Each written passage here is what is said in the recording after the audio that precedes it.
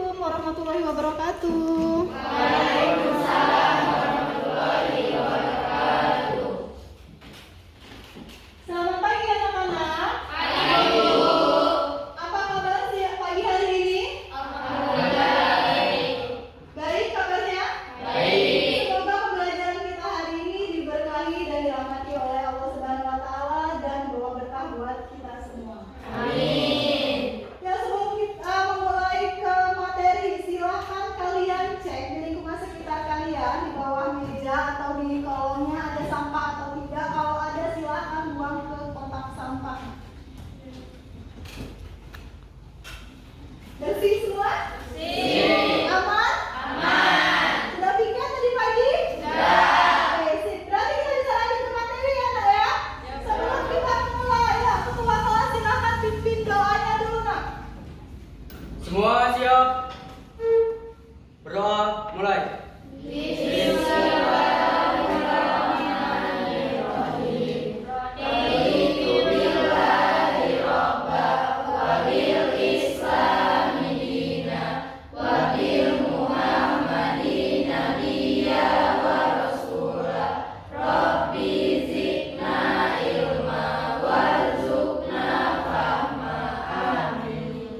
Beri salam.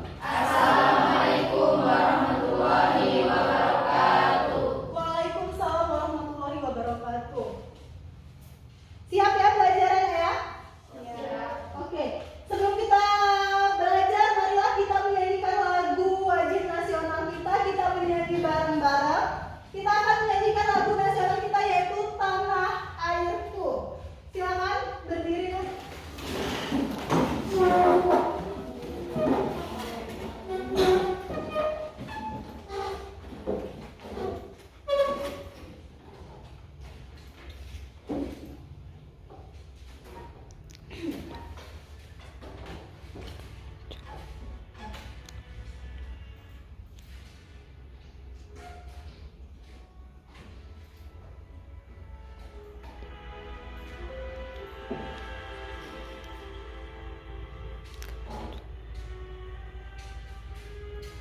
Tanah airku tidak lupakan,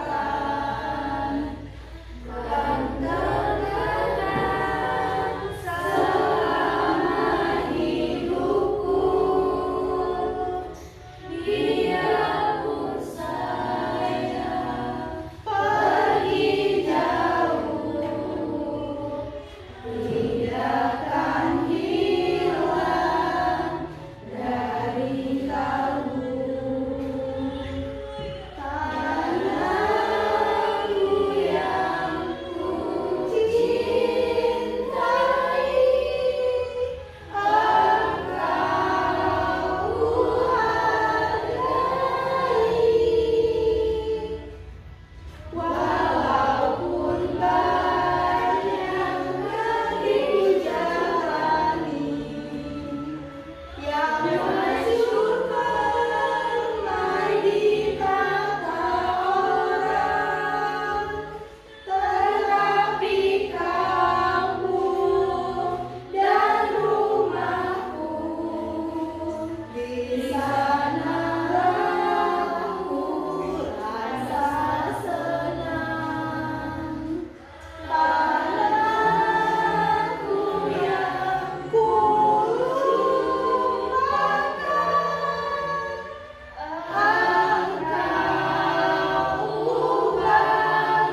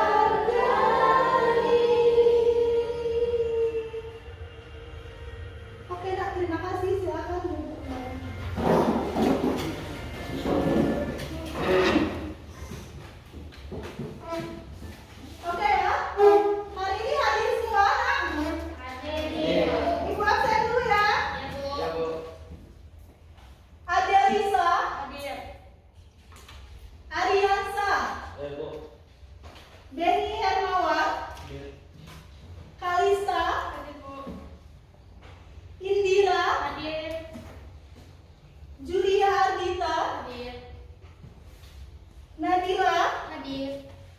Padilla, Putri Desma, Hadir, Bu. Rahmat Solihin, Hadir, Bu. Ruby Lestari, Hadir, Bu. Sania, Hadir, Bu. Santika, Hadir. Cindy Aulia. Hadir?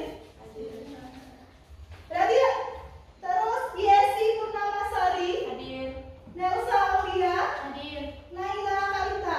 Hadir. Hadir semua hari ini ya, Nak, ya? Ya, Bu. Alhamdulillah hari ini hadir semua. Sebelum kita masuk ke materi kita minggu ini, Ibu pengen tanya ke kalian, ada yang masih ingatkah materi kita yang minggu lalu? Siapa, Kalista? Hak, Bu. Hak asasi manusia. Ya, minggu lalu kita mulai tentang HAM, yaitu hak asasi manusia. Beri applause kepada Kalista. Bagus, Kalista. Terus, kalau tadi kita mulai tentang HAM, hak asasi manusia, sekarang Ibu pengen nanya, HAM itu apa sih? Hak atau hak asasi manusia itu apa sih? Ada yang bisa jawab apa itu hak asasi The manusia? Bluetooth device is Ya, ready silakan to Ruby. pair. Apa itu hak asasi manusia? The Bluetooth device is connected successfully. dan keberadaan manusia sebagai makhluk Tuhan yang Maha Esa dan merupakan anugerahnya yang wajib dihormati, dijunjung tinggi dan dilindungi oleh negara, hukum, pemerintah dan setiap orang demi kehormatan serta perlindungan harkat dan martabat manusia. Oke, ingat ya, Nak, ya. Kita beri applause dulu buat Ruby.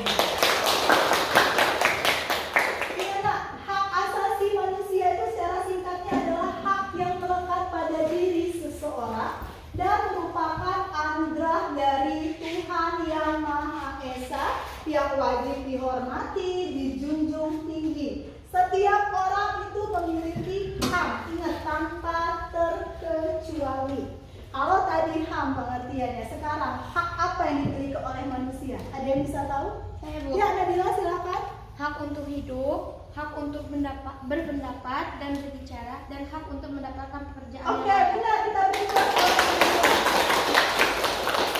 Ingat ya, kita memiliki hak untuk hidup, hak untuk berpendapat, apalagi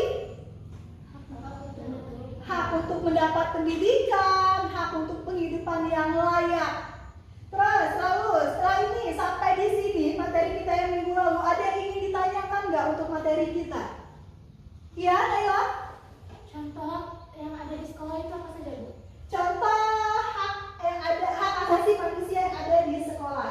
Lihat, sekarang ada yang tahu nggak contohnya yang ada di lingkungan sekolah hak asasi manusia? Oke, apa Bi? Gotong royong. Oke, gotong royong atau kerja bakti. Gotong royong dan kerja bakti itu merupakan salah satu contoh hak asasi manusia yang ada di lingkungan sekolah. Ingat nggak, di sekolah kalian tidak hanya ada hak tapi ada kewajiban. Bedakan antara hak dan kewajiban. Kalau hak itu apa? Hak itu yang kita dapatkan atau yang kita terima setelah kita menunaikan kewajiban kita. Setelah kita melakukan sesuatu baru kita boleh menuntut hak kita. Sampai di sini, Nak, ada yang ingin ditanyakan? Ada yang ditanyakan? Sudah cukup. Oke, cukup. Jadi kali ini di minggu ini kita akan mempelajari tentang hak asasi manusia. Kalau yang kemarin kita belajar tentang pengertian HAM, di sini kita akan belajar mengenai faktor-faktor pelanggaran HAM dan contoh dari kasus pelanggaran HAM. Sebelum kita masuk ke materi, kalian harus tahu ini yang akan kita pelajari pada hari ini.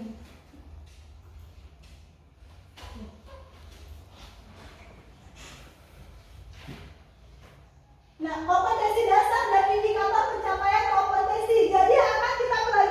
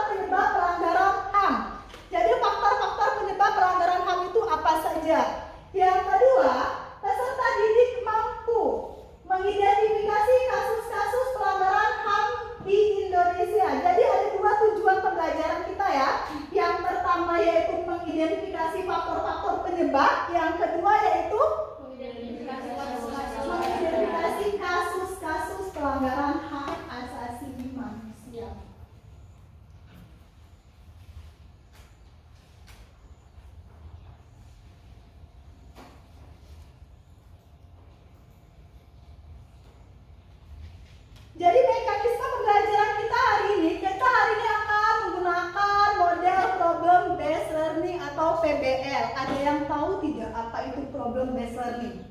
Model pembelajaran PBL. Tidak. Problem itu apa? Masalah. Iya, jadi pembelajaran kita sini adalah bersumber dari masalah. Masalah yang akan kita identifikasi. Jadi pembelajaran berbasis masalah. Itu yang akan kita gunakan dalam model pembelajaran kali ini. Metodenya apa? Nanti kita akan menggunakan ceramah, penjelasan materi, diskusi, dan tanya jawab, lalu presentasi kelompok. Sampai sini paham? Ada yang ingin ditanyakan? Tidak. Oke. Lanjut ya.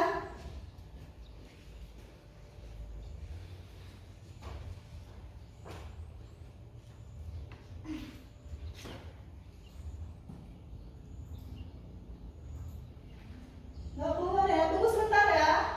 F9.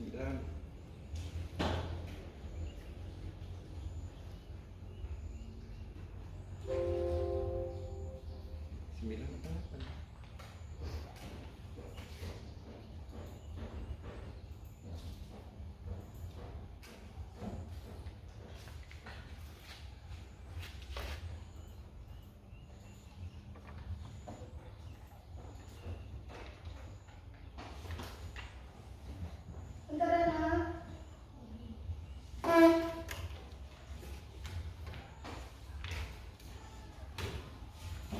Masih belum keluar ya? 749 pencet nanti keluar layarnya.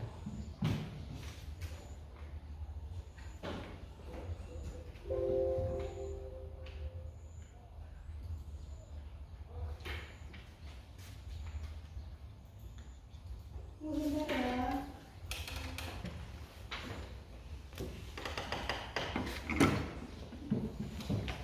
Curang sih.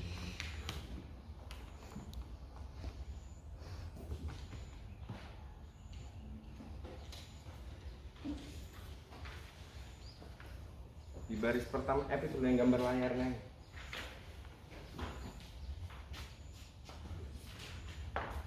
Ada gambar layar apa itu? Di F berapa itu? Kan nanti ada baca lukisan.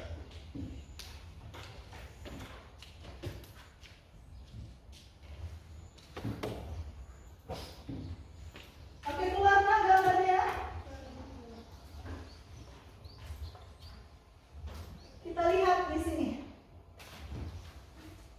Nah, yang akan kita bahas sebelum kita masuk ke materi. Itu adalah contoh kasus pelanggaran HAM. Kalian perhatikan gambar di layar. Ada dua gambar, gambar 1 dan gambar 2. Coba kalian perhatikan, kalian amati dan kalian cermati. Gambar ke-1 itu gambar tentang apa, Nak? Kenakalan remaja atau orang bu?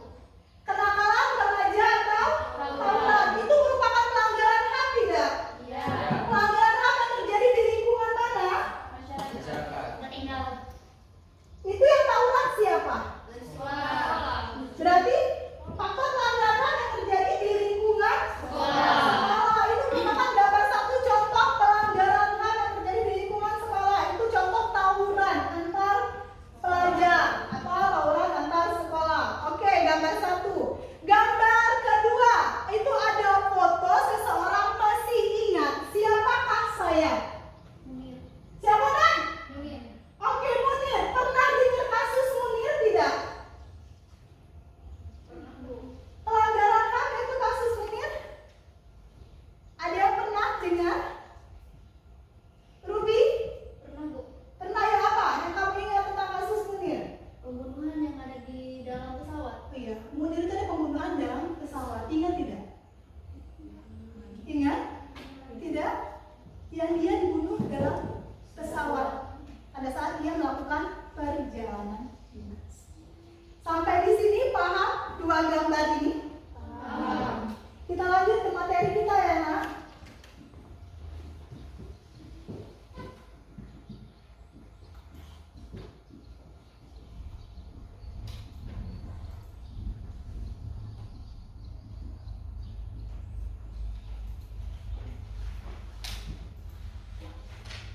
Oke, macam-macam pelanggaran HAM ini yang akan kita bahas sekarang, yaitu macam-macam pelanggaran HAM. Bisa terbaca?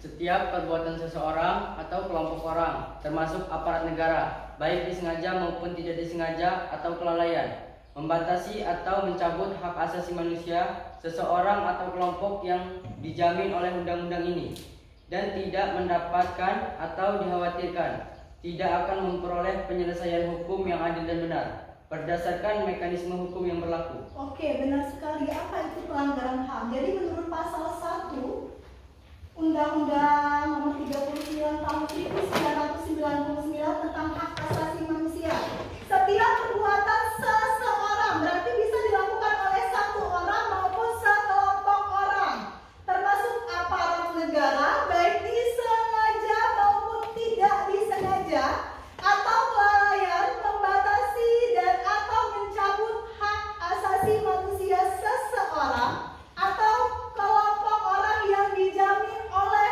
undang-undang dan tidak mendapatkan atau dikhawatirkan tidak akan memperoleh penyelesaian hukum yang adil dan benar berdasarkan mekanisme hukum yang berlaku. Kita lihat di sini contoh pelanggaran HAM.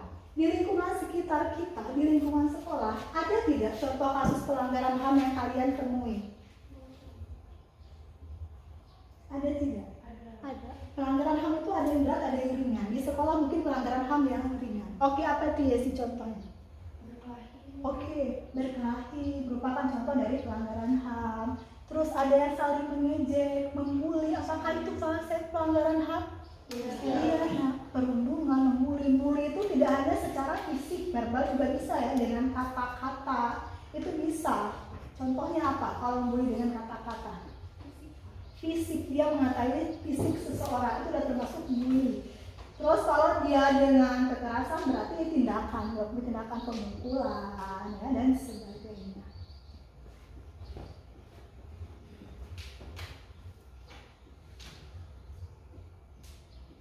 Lalu nih, macam-macam pelanggaran HAM. Yang ibu kata-kata di macam-macam pelanggaran HAM itu ada dua, yaitu ada yang bersifat ringan dan ada yang bersifat berat. Kalau yang ringan, siapa yang membaca yang ringan? Kalista, silakan. Apa itu pelanggaran HAM ringan? Pelanggaran HAM yang tidak mengancam keselamatan jiwa manusia akan tetapi dapat berbahaya jika tidak segera ditanggulangi. Oke, jadi pelanggaran HAM ringan itu yaitu pelanggaran HAM yang tidak mengancam keselamatan jiwa manusia. Berarti dia tidak mengancam keselamatan jiwa seseorang. Contohnya apa? Yang tadi kasusnya di sekolah, membuli. Apakah dia itu mengancam keselamatan seseorang? Tidak secara langsung. Ya, terus itu berkelahi. Ya kan, yang ada di lingkungan sekolah yang sering kita jumpai dalam kehidupan kita di lingkungan sekolah. Itu adalah contoh pelanggaran HAM yang ringan. Dia tidak mengancam keselamatan jiwa manusia, tetapi dapat berbahaya jika tidak ditanggulangi. Membuli bisa jadi berbahaya. Kenapa? Nah, kalau tidak ditanggulangi, apa efeknya? Mental seseorang tersebut jatuh, ya kan? Dia tidak mau sekolah lagi, efeknya, ya kan? Kalau dibully dia tidak punya teman di sekolah, dia merasa sendiri, seperti itu. Itu contoh dari pelanggaran HAM ringan. Lalu pelanggaran HAM berat, yaitu pelanggaran HAM yang berbahaya dan mengancam nyawa manusia. Ingat nak, kalau sudah berat berarti dia mengancam keselamatan jiwa seseorang atau nyawa seseorang. Contoh, kalau kalian mengingat kasus-kasus pelanggaran HAM, ada kasus Trisakti, kasus Semanggi, itu seperti apa sih yang demo besar-besaran pada tahun 1990? Terjadi demo besar-besaran yang mengakibatkan adanya korban tewas, baik itu dari mahasiswa maupun dari warga atau warga negara.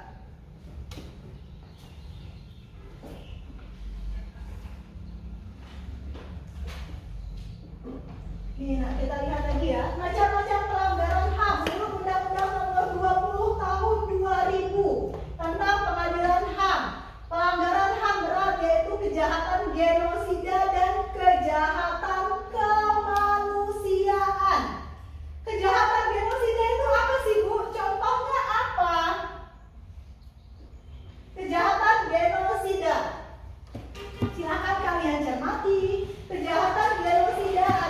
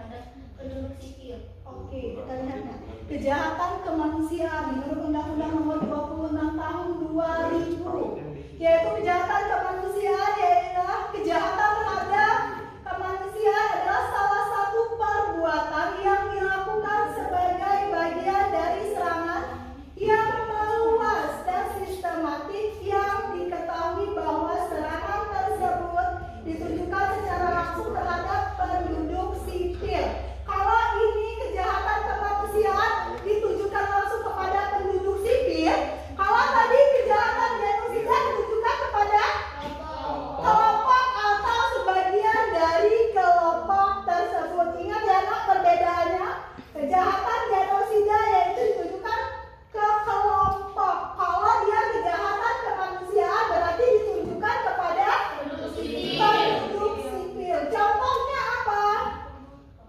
Pembunuhan, pemusnahan, perbudakan, pengusiran atau pemindahan penduduk secara paksa, perampasan kemerdekaan,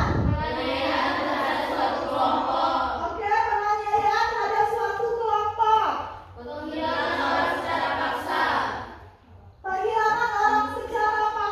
dan yang terakhir apa? Diskriminasi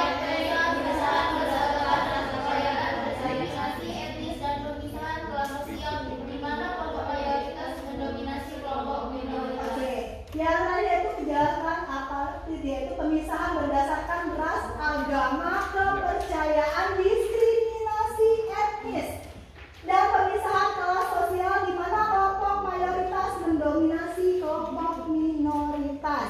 Biasanya kalau kelompok mayoritas itu lebih banyak anggota kelompoknya daripada kelompok minoritas, sehingga kelompok minoritas itu akan kalah dengan kelompok mayoritas. Dia itu mendominasi dari kelompok minoritas. Oke ya, paham ya? Pembunuhan itu apa? Tahu? Tahu. Oke. Pemusnahan, lalu perbudakan dan sebagainya yang tadi sudah kita bahas. Contohnya apa sih dari kejahatan kemanusiaan? Penyerangan ke Palestina.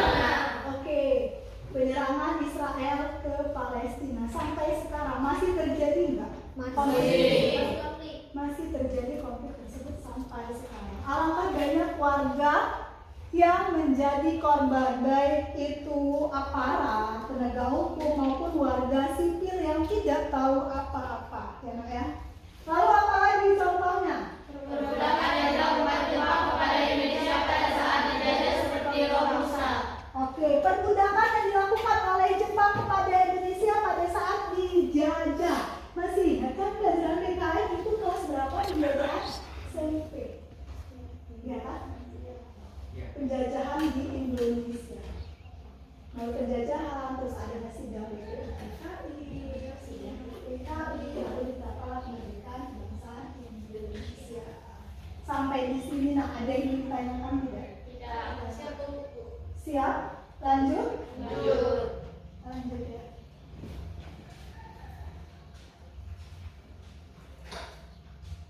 Faktor-faktor penyebab pelanggaran HAM.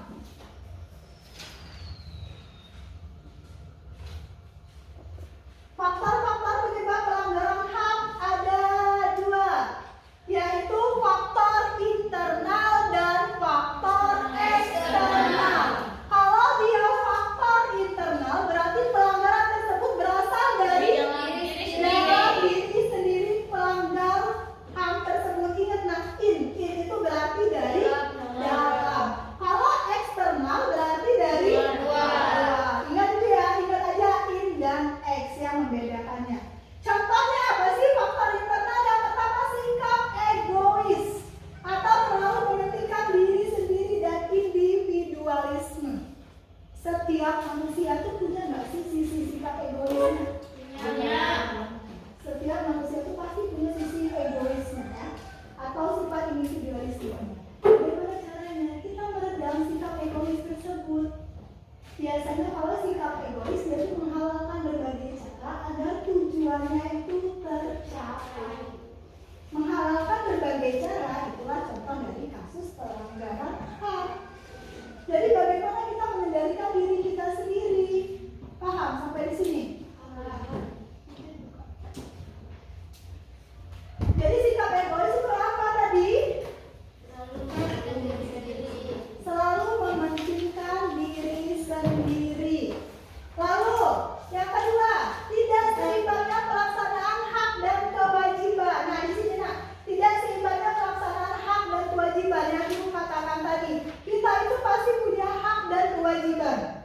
Jangan kita menuntut hak kita, tapi kewajiban kita tidak dilaksanakan dengan baik. Kita boleh menuntut hak kita apabila kewajiban kita sudah terpenuhi atau terlaksana. Contohnya apa? Yang di sekolah aja deh, hak kalian. Hak belajar, mendapatkan pelajaran. Lalu apa lagi hak yang ada di sekolah? Apa namanya? Fasilitas sekolah, sarana dan prasarana itu merupakan hak kalian. Apa lagi? Kemarin berbagi apa? Nilai. Kalian berhak atas nilai. Setelah apa? Setelah melakukan kewajiban, ya kan? Kewajiban kalian apa? Belajar dengan tekun, dengan giat. Apalagi kewajibannya? Mengerjakan PR, tugas. Kewajiban kalian di sekolah. Mematuhi peraturan itu termasuk kewajiban ya? Mematuhi peraturan sekolah itu merupakan salah satu kewajiban kalian yang harus dilaksanakan dalam lingkungan sekolah. Setiap sekolah itu punya peraturannya masing-masing yang siap, mau tidak mau harus siap kalian taati karena kalian sudah memilih sekolah tersebut. Ingat ya, jadi ada keseimbangan antara hak dan kewajiban. Kita tidak boleh menuntut hak kita sebelum melaksanakan kewajiban. Kalian tidak bisa mendapatkan nilai di sekolah sebelum kalian belajar, sebelum kalian melaksanakan tugas-tugas yang diberikan oleh guru, mengikuti ulangan harian, UTS, dan PAS. Terus rendahnya kesadaran hukum. Nah, rendahnya kesadaran hukum. Kalian tahu di Indonesia ini ada hukum yang berlaku? Hukum kita tertulis atau tidak tertulis? Tertulis. Itu berupa apa? Undang-undang. Hukum kita jelas tertulis. Kita tahu ada hukum, tapi kenapa masih dilanggar? Jadi kita tidak sadar akan adanya hukum atau rendahnya kesadaran hak kita. Ingat tak, di sekolah kalian punya peraturan, punya tata tertib. Datang masuk sekolah pukul berapa? 7.30. Tapi masih ada yang terlambat. Baju rapi dimasukkan, tapi masih ada yang berikutnya. Itu apa? Rendahnya kesadaran kalian kan terhadap peraturan atau terhadap hak. Munculnya dari mana sih? Itu dari dalam diri kalian sendiri. Lalu selanjutnya ada sikap tidak toleran. Apa itu sikap tidak toleran? Tidak mau bertanggung jawab. Sampai di sini ada yang ingin ditanyakan? Lanjut kita ke materi. Sekarang faktor internal. Lanjut, kalau ada faktor internal berarti ada faktor eksternal. Kalau internal tadi berasal dari diri dalam pelaku pelanggaran hak, bahwa sekarang ada faktor eksternal. Kalau faktor eksternal berarti apa tadi Kak? Dari luar diri manusia itu sendiri. Contohnya apa? Penyalahgunaan kekuasaan. Lanjut, ketidaktegasan aparat penegak hukum. Lalu penyalahgunaan teknologi dan kesenjangan sosial dan ekonomi yang tinggi. Kita bahas satu persatu. Yang pertama itu penyalahgunaan kekuasaan. Ada yang ngerti nggak sih maksud penyalahgunaan kekuasaan?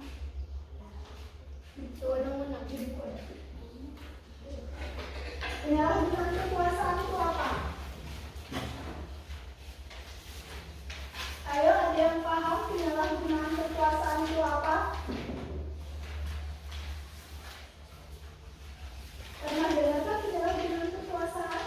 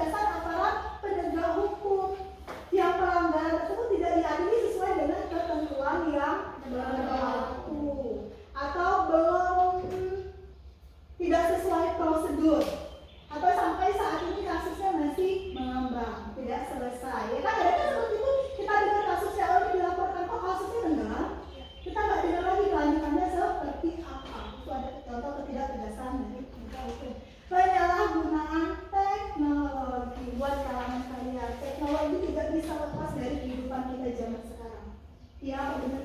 Iya. Kenapa? Karena di era sekarang teknologi itu semakin maju. Kita yang mengikuti teknologi, bukan teknologi yang mengikuti kita. Peradaban sekarang itu semakin maju ke depan. Jadi kita tidak boleh ketinggalan, tapi dengan adanya filter atau penyaring, penyalahgunaan teknologi, tidak semuanya bisa kita gunakan. Kita pilih mana yang bagus untuk diri kita dan mana yang tidak bagus. Paham? Biasanya dari penyalahan teknologi banyak terjadi kasus pelanggaran. Iya. Contohnya apa? Tertipu. Ya kan isu sih, bener. Apa lagi? Contohnya, buat kalian deh, kenalan itu. Iya kan? Iya kan? Penyalahgunaan teknologi bukan? Iya. Kalian tidak menggunakan teknologi dengan benar. Contohnya deh, kalau kalian menggunakan teknologi, kalian pakai nggak teknologi itu? Kalian setelah ini, bukan setelah TikTok ya, Nak ya? Yang kalian lakukan itu setelah TikTok, IG, Facebook dan sebagainya. Coba kalau di rumah ibu nanya, pernah nggak kalian inisiatif sendiri ya? Bukan tanpa ada tugas dari guru. Inisiatif sendiri, silakan kalian buka Google, kalian cari-cari materi, kalian baca-baca, pernah nggak? Jadi yang kalian lakukan apa di rumah? TikTok juga ada positif dan ada negatif. Di TikTok juga ada pengetahuannya. Jadi kalian ambil yang positif dan buang yang negatif. Lanjut, kesenjangan sosial dan ekonomi yang tinggi. Maksudnya kesenjangan sosial dan ekonomi yang tinggi, yang kaya semakin kaya, yang tidak mampu semakin tidak mampu. Kenapa? Karena tadi kalah bersaing. Sampai di sini. Ada yang ingin ditanyakan? Cukup? Paham? Apa tadi faktor internal? Faktor yang ada di dalamnya sendiri. Faktor yang ada di dalam diri sendiri. Contohnya apa? Sikap egois, tidak toleran. Apa lagi? Mementingkan diri sendiri. Oke, rendahnya kesadaran hal. Lalu faktor eksternal, yaitu pelanggaran dari luar diri pelaku. Oke, sampai di sini ada yang ditanyakan? Cukup? Yakin? Setelah Ibu memberikan materi yang tadi Ibu sampaikan, Ibu akan memberikan video pembelajaran contoh kasus pelanggaran HAM di Indonesia, yaitu Nurul Akmal diduga alami body shaming. Apa itu body shaming? Perkataan fisik. Kalau body shaming biasanya menyinggung fisik seseorang. Silakan kalian cermati video pembelajaran ini. Ini merupakan salah satu contoh pelanggaran HAM yang ada di Indonesia. Dari video ini itu akan berlanjut nanti ke tugas kalian. Ingat ya, kita ada tugas yaitu kerja kelompok, diskusi kelompok. Ini Ibu sajikan salah satu contoh kasus. Kenapa salah satu contoh kasus? Karena kasus pelanggaran HAM itu banyak. Oke? Silakan kalian tonton.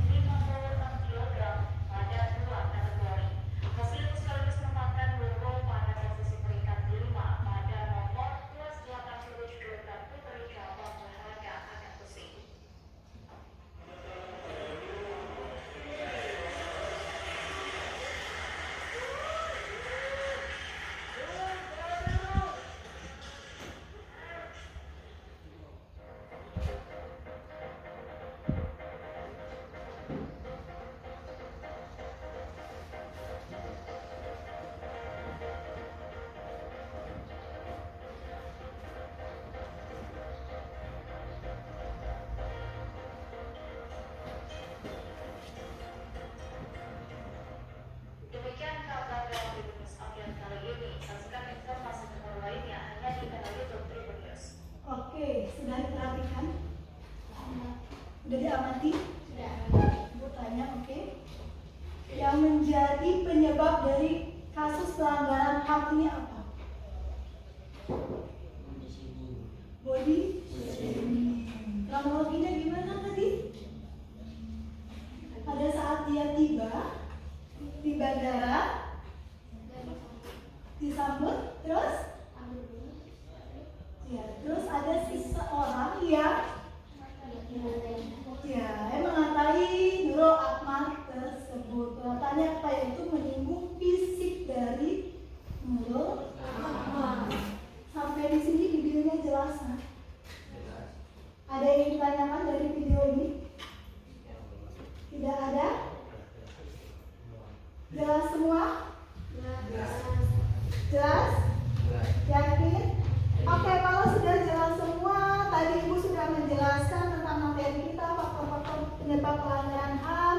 Sekarang udah Ibu contohkan juga dari salah satu contoh kasus pelanggaran HAM. Sekarang Ibu akan mengelompokkan kalian ke dalam beberapa kelompok.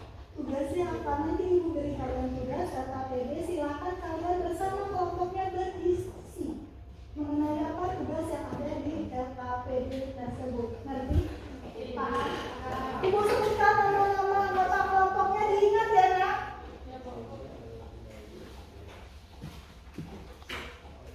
Kelompok 1. Catat ya, kelompok 1 Ruby Lestari, kelompok 2 Siti Aulia, kelompok 3 Sanya, kelompok 1 Ruby, Siti Aulia, Sania, dan Desa Aulia. Kelompok 2 Indira,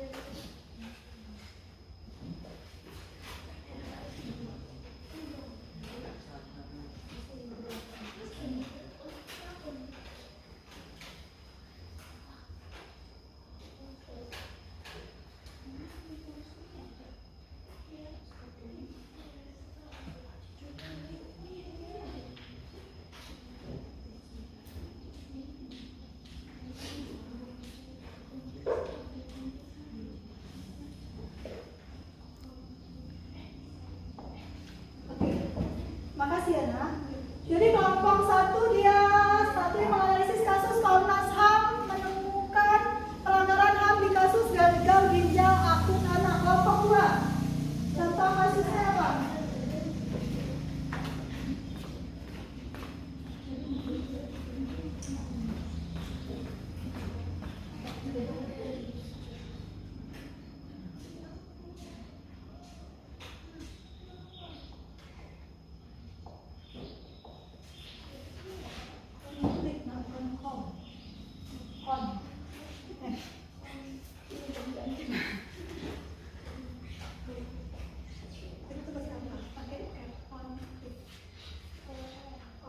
Konflik sampai tahun 2001. Kelompok 2. Kelompok 3, contoh kasusnya apa? Kelompok 3 sudah nemu contoh kasusnya?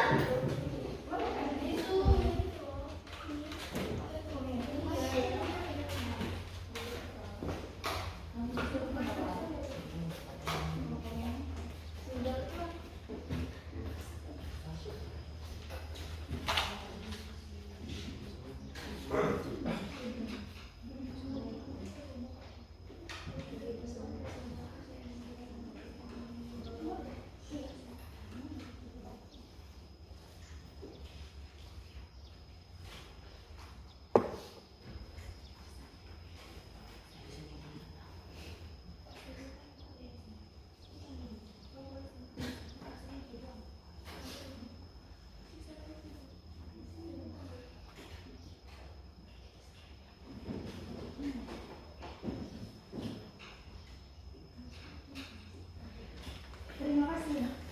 Kelompok terakhir, kelompok 4, contoh kasus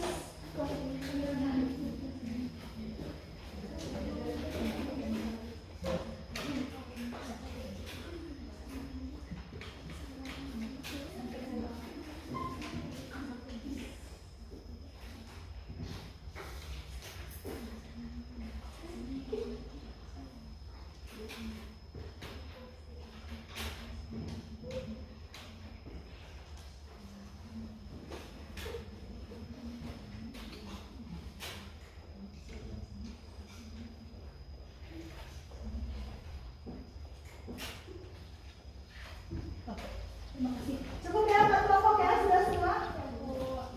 Kelompok 1, 2, 3, dan 4, yaitu nanti kalian analisis faktor penyebabnya apa, hak yang dilanggar apa, lalu penyelesaian dari kasus ini. Paham? Paham kerjakan masing-masing kelompok. Silakan kalian diskusi. Kalau sudah selesai nanti kita akan ada presentasi kelompok. Jadi setiap kelompok itu maju ke depan dan mempresentasikan hasil dari diskusi kelompoknya.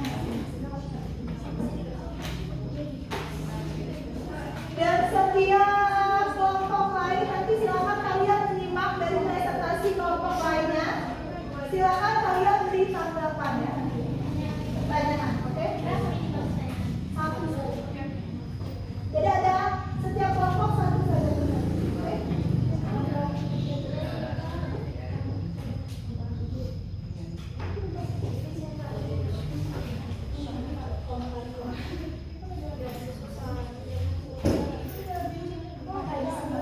Ya,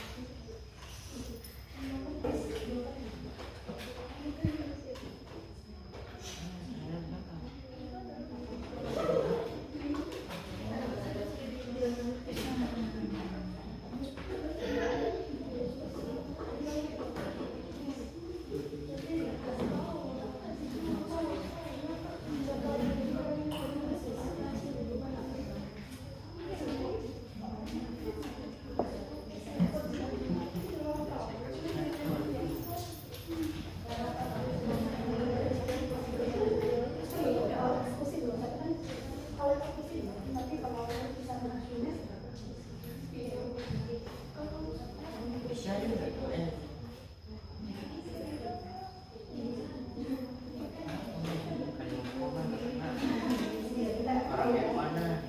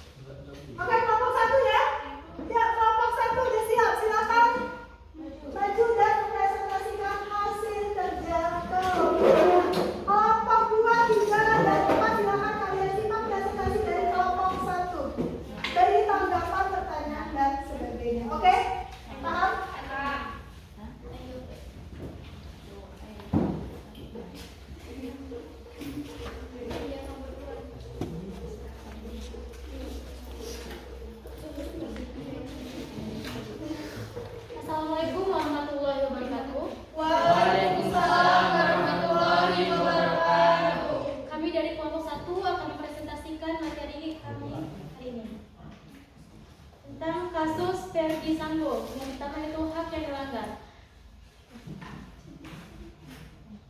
Hak yang dilanggar dalam kasus Verdi Sambo ialah hak untuk hidup yang dijamin dalam pasal 39 tahun 1999. Yang kedua, hak memperoleh keadilan dijamin dalam pasal 17 Undang-Undang Nomor 39 tahun 1999. Yang ketiga, obstruction of justice, sengaja menyembunyikan atau menggelapkan barang bukti. Yang keempat, hak anak, khususnya hak untuk mendapat perlindungan dari kekerasan fisik maupun mental untuk anak-anak dari Verdi Sambo dan Putri Chandrawati. Penyebab kasus Verdi Sambo ialah Brigadir Joshua disebut melakukan perbuatan yang melukai harkat dan martabat keluarga di rumah pribadinya di Magelang. 3. Penyelesaian kasus Verdi Sambo. Verdi dihukum mati, Putri Chandrawati dihukum 20 tahun penjara, dan Richard Eliezer mendapatkan hukuman 1 tahun 6 bulan di penjara. Kemudian ada kasus yang satunya, Komnas HAM temukan pelanggaran HAM di kasus gagal ginjal akut anak tahun 2023. Hak yang dilanggar dalam kasus ini ialah hak untuk hidup, hak kesehatan, hak memperoleh keadilan, hak atas kesejahteraan, hak atas jaminan sosial. Penyebab kasus ini ialah kesengajaan mengubah bahan baku tambahan obat yang tidak sesuai label dan peruntukannya, sehingga menyebabkan keracunan disertai kematian ratusan anak oleh industri farmasi. Penyelesaian kasus. Penyidik menetapkan 2 perusahaan sebagai tersangka, yaitu perusahaan farmasi PT Abdi Farma dan perusahaan pemasok bahan baku obat Samudra Chemical. Kedua perusahaan itu ditetapkan tersangka kasus dugaan obat sirup tercemar zat EG dan DEG yang diduga kuat sebagai penyebab kejadian gagal ginjal akut di Indonesia. Sekian yang dapat saya sampaikan. Ada yang ingin bertanya? Yuk, kelompok lain yang ingin bertanya, 1 pertanyaan untuk mewakili dari kelompok.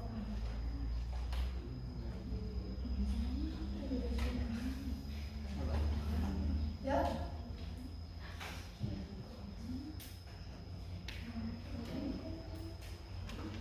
Kelompok lain sudah disimak presentasi dari temannya? Ya. Ada yang ingin ditanyakan?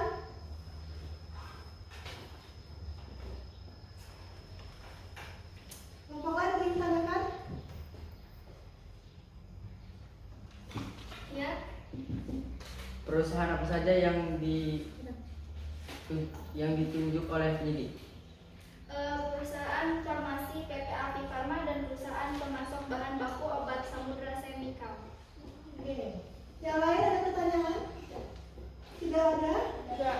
Sudah paham yang dijelaskan oleh kelompok 1? Sudah jelas?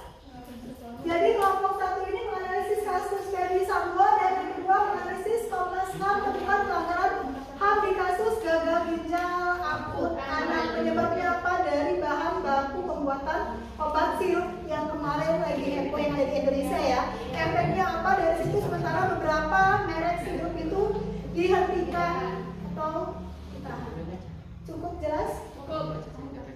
Sekian presentasi dari kelompok kami. Wassalamualaikum warahmatullahi wabarakatuh. Waalaikumsalam warahmatullahi wabarakatuh. Kita beri aplaus kelompok 1.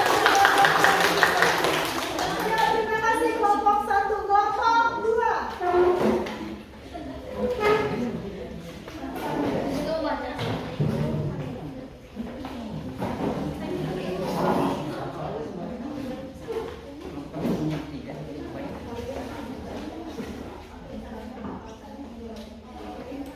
Ada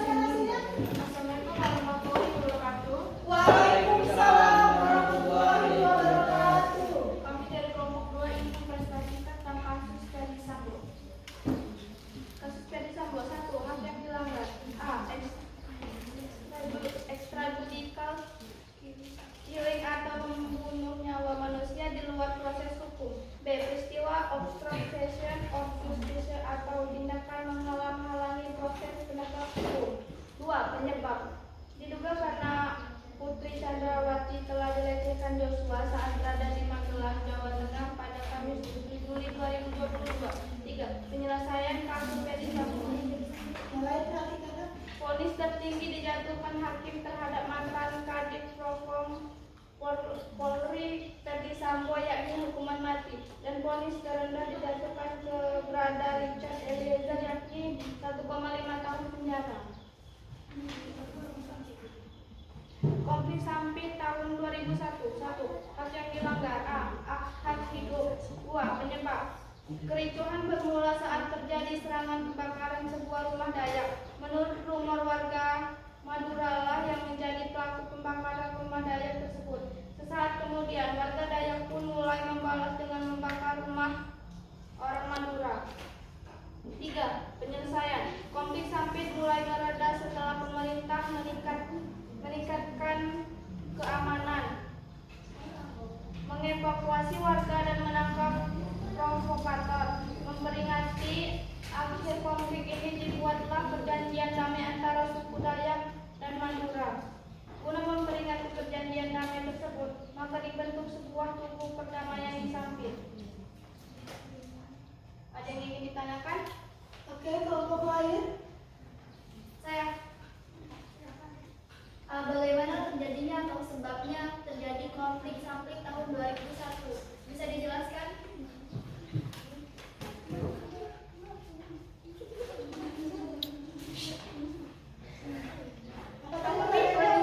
Penyebab konflik Sampit. Penyebab konflik Sampit. Jadi apa yang menyebabkan terjadinya konflik Sampit? Penyebabnya ialah kericuhan bermula saat terjadi serangan pembakaran sebuah rumah Dayak. Menurut rumor warga Madura yang menjadi pelaku pembakaran rumah Dayak tersebut. Sesaat kemudian warga Dayak pun mulai membalas dengan membakar rumah-rumah orang Madura. Oke, sampai sini ya. Ada yang ditanyakan kembali lagi? Cukup. Cukup? Oke, sekian.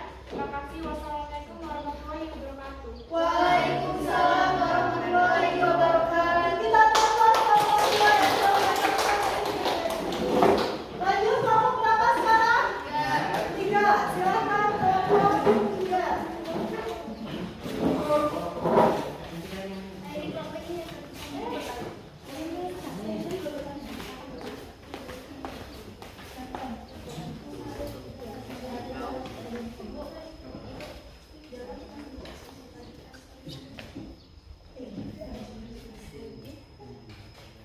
Assalamualaikum warahmatullahi wabarakatuh. Waalaikumsalam warahmatullahi wabarakatuh. Kami dari kelompok 3 ingin mempresentasikan tragedi Trisakti pada tanggal 12 Mei 1998. 1. Hak yang dilanggar. A. Hak dalam kebebasan menyampaikan pendapat. B. Jaminan hak untuk hidup. Penyebab aksi demonstrasi menuntut Soeharto turun dari jabatannya sebagai Presiden Republik Indonesia. Para mahasiswa menuntut tanggung jawab atas terjadinya krisis ekonomi Indonesia pada awal tahun 1998. Akibatnya puluhan pendemo luka-luka dan 4 lainnya tewas. Penyelesaian membentuk Undang-Undang Hak Asasi Manusia Nomor 39 Tahun 1999. Pasal 91 Undang-Undang itu menyebutkan Komisi Nasional HAM harus menghentikan penyidikan kasus ini jika sudah ada upaya hukum lainnya. Sementara para pelaku penembakan itu sendiri sudah dihukum melalui pengadilan militer pada tahun 2001.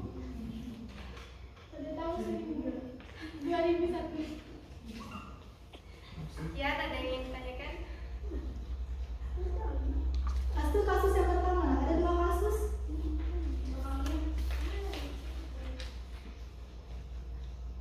Kasus Ferdi Sambo. Hak yang dilanggar. 1. Hak untuk hidup yang dijamin dalam pasal 31 tahun 1999. 2. Hak memperoleh keadilan dijamin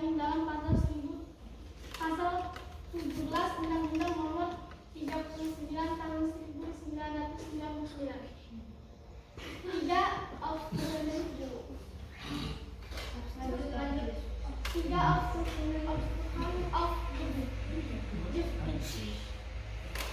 Menyembunyikan atau menggelapkan barang bukti. Hak anak. Hak anak khususnya untuk mendapat perlindungan dari kekuatan fisik maupun mental untuk anak-anak dari Ferdi Sambo dan Putri Chandrawati. Penyebabnya Brigadir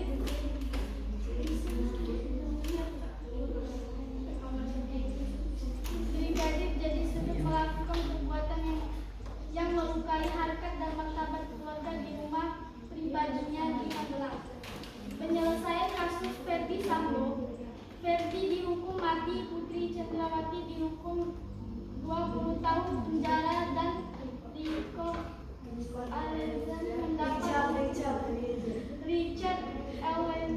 Eliezer mendapat hukuman 1 tahun 6 bulan penjara.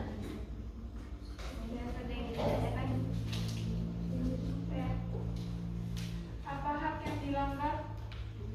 Tragedi Trisakti pada tanggal 12 Mei 1998. Hak yang dilanggar pada tragedi Trisakti.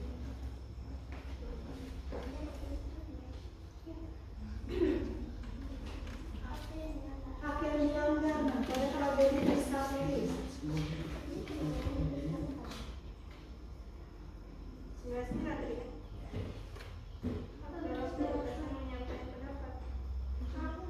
Ya, hak yang dilanggarnya apa?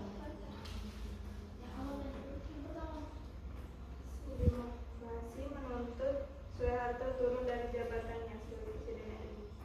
Oke, itu adalah penyebab dari kasus tragedi Trisakti. Yang ditanya adalah hak yang dilanggar. Yang pertama hak yang dilanggar Tragedi Trisakti.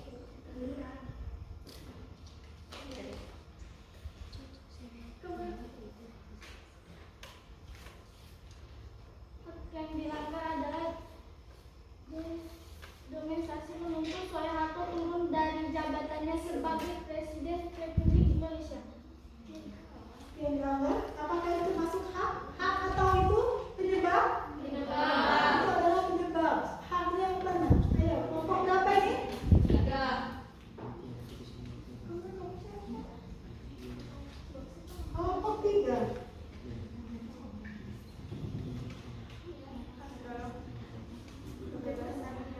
Yang kuat suaranya. Nah, hak yang dilanggar pada tragedi Trisakti itu apa saja?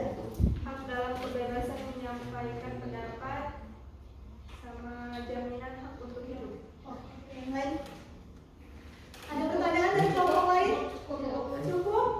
Silakan tutup kelompok 3. Kami akhiri. Wassalamualaikum warahmatullahi wabarakatuh. Waalaikumsalam warahmatullahi wabarakatuh. Beri aplaus kelompok 3. Jadi kelompok 3 ini yaitu kasus Ferdi Sambo, artikel dan tragedi Trisakti pada tanggal 12 Mei. Ayo kelompok terakhir ya. Kelompok 4.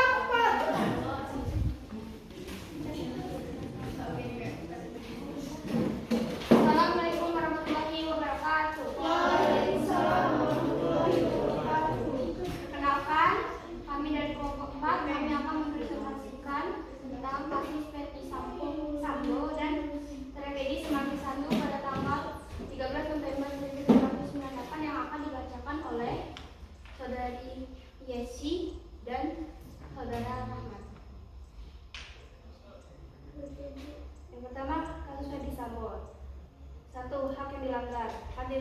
Yang pertama ada hak untuk hidup yang dijamin dalam pasal 39 tahun 1999. Yang kedua, hak memperoleh keadilan dijamin dalam pasal 17 UU nomor 39 tahun 1999. Yang ketiga, obstruction of justice, sengaja menyembunyikan atau menggelapkan sidang saksi. Yang keempat, hak anak, khususnya hak untuk mendapatkan perlindungan dari kekerasan fisik maupun kekerasan mental untuk anak-anak dari Ferdi Sambo dan Putri Chandrawati. Yang kedua, terdapat penyebab. Brigit J disebut melakukan perbuatan melukai harkat dan martabat keluarga di rumah pribadinya mendampinginya di Magelang. Yang ketiga, menyelesaikan kasus Ferdy Sambo. Ferdy Sambo dihukum mati, Putri Chandrawati dihukum 20 tahun penjara, dan Richard Eliezer mendapat hukuman 1 tahun penjara.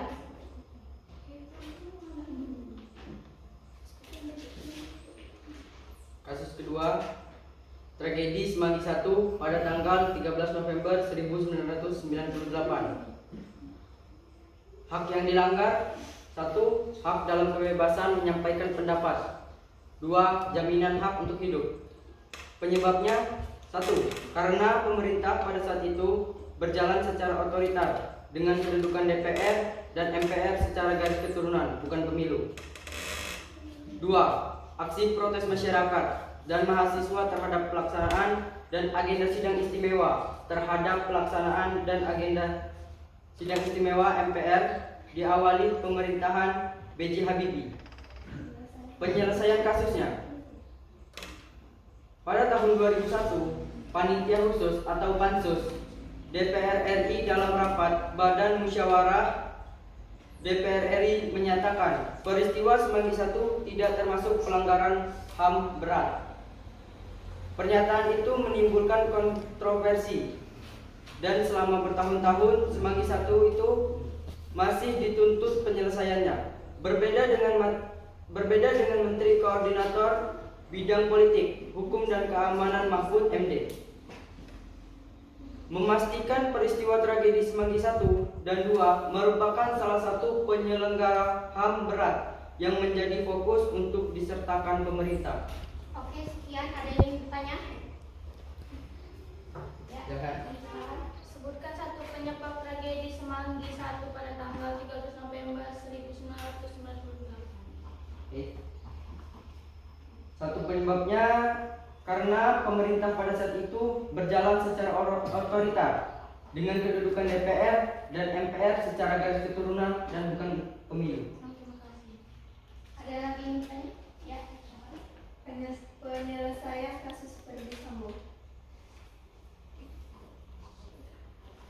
Untuk penyelesaiannya,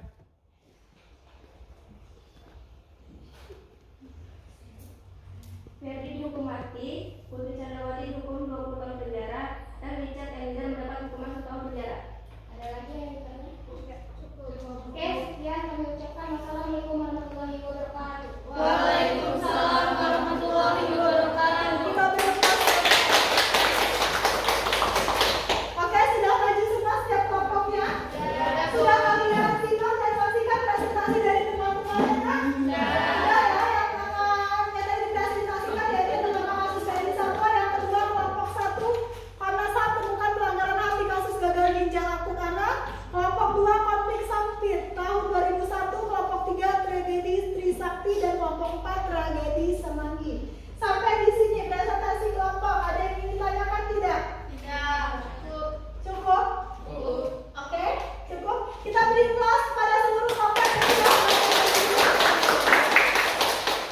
ya. Jadi sekarang kita lanjutkan kegiatan penutup. Kalau tadi Ibu sudah menjelaskan materi, kalian sudah presentasi kelompok, maka sekarang adalah kegiatan penutup.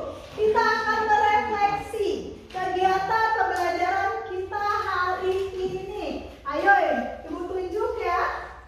Rahmat, apa kegiatan kita hari ini pembelajarannya? penyebab pelanggaran HAM. Ya. Faktor penyebab pelanggaran HAM dibagi menjadi 2, yaitu faktor internal atau faktor dorongan untuk melakukan pelanggaran HAM yang berasal dari diri pelaku pelanggar HAM. Di antaranya adalah sikap egois, rendahnya kesadaran HAM, dan sikap tidak toleran.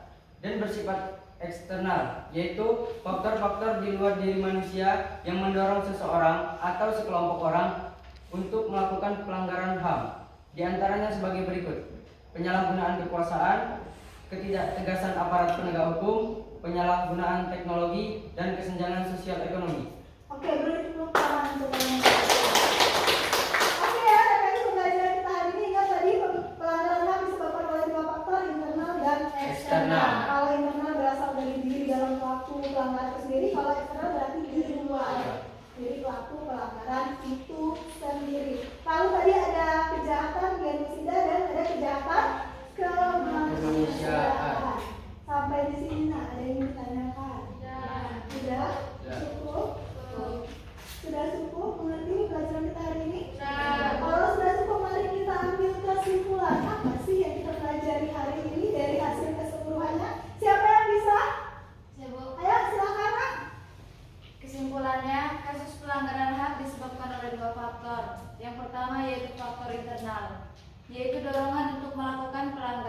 HAM dari diri pelaku pelanggar HAM. Contohnya ialah egois. Yang kedua, faktor eksternal. Faktor dari luar diri manusia yang mendorong seseorang atau sekelompok orang melakukan pelanggaran HAM. Contoh kasus pelanggaran HAM ialah kasus Ferdi Sambo, Munir, tragedi Semanggi, dan tragedi Trisakti. Oke, kita beri tepuk tangan. Sampai di sini. Ibu tanya lagi, ada yang ingin ditanyakan? Ada. Sudah jelas semuanya? Oke, alhamdulillah pembelajaran kita hari ini selesai sampai di sini. Kalian jangan lupa pembelajaran hari ini, dan untuk minggu depan silakan kalian baca di rumah materi upaya penanganan kasus pelanggaran HAM. Paham? Ya, minggu depan kalian pelajari lagi bukunya di rumah. Materi yang akan kita pelajari adalah upaya penanganan kasus pelanggaran HAM.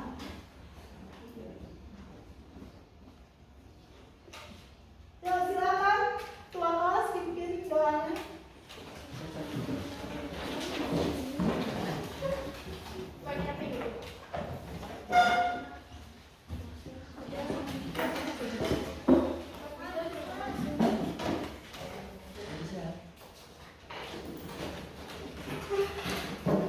Semua siap? Doa mulai.